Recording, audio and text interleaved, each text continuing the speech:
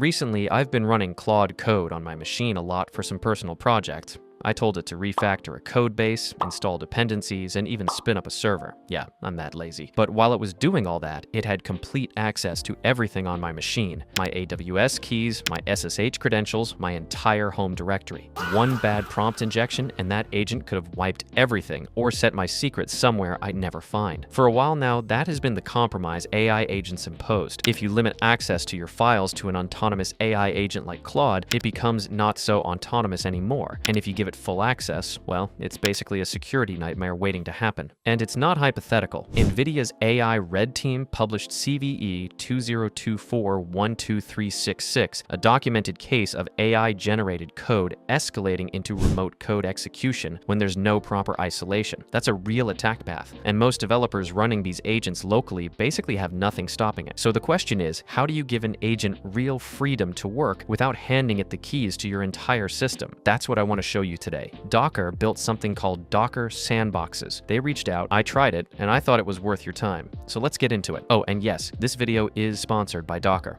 Okay, so the easiest way I can explain it is you're giving your AI agent its own burner laptop, its own file system, its own network. It can install whatever it wants, spin up containers, do damage inside, and your actual machine stays completely untouched. Under the hood, each sandbox is a micro VM, not a container. On Mac, that's Apple's virtualization framework. On Windows, it's Hyper-V, actual hypervisor level isolation. The reason this matters is that regular containers share your host kernel, which is usually fine, but when you're running an agent that executes arbitrary code, it's a real problem. Here's what you actually get. The VM isolation means the agent has a separate kernel, so even if something goes sideways, it can't touch yours. Each sandbox gets its own private Docker daemon, meaning the agent can pull images, build containers, and do whatever it wants, but it has zero visibility into your host Docker sub. Network isolation means sandboxes can't talk to each other, can't reach your local host, and all outbound traffic goes through a filtering proxy. And your file system? Only your workspace folder syncs. Your SSH directory, your credentials, your other projects, the agent can't see any of it.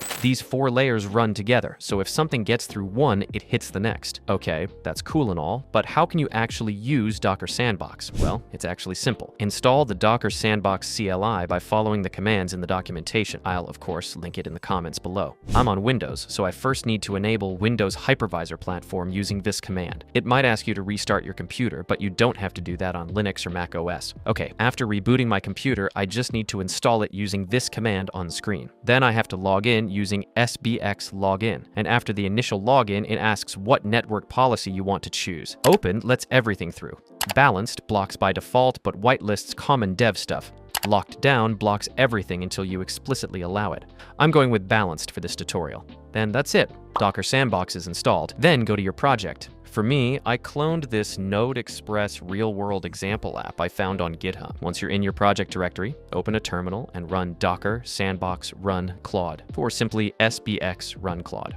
As you can see, it's creating a new sandbox and downloading all the necessary layers. This should just take a minute the first time you spin up a sandbox, but after that, it will be faster since everything was installed the first time. And voila!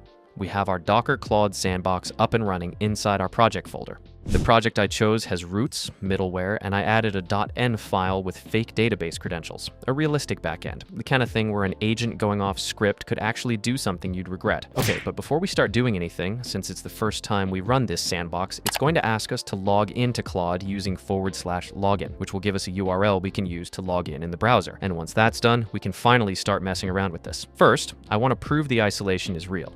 Inside the sandbox, I run ls on the home directory. There's almost nothing there, just the project files, and I can't go outside. No AWS folder, no SSH keys, no personal files. And just to be sure, I asked Claude if it has permission to access anything outside this directory, and it confirmed that it cannot.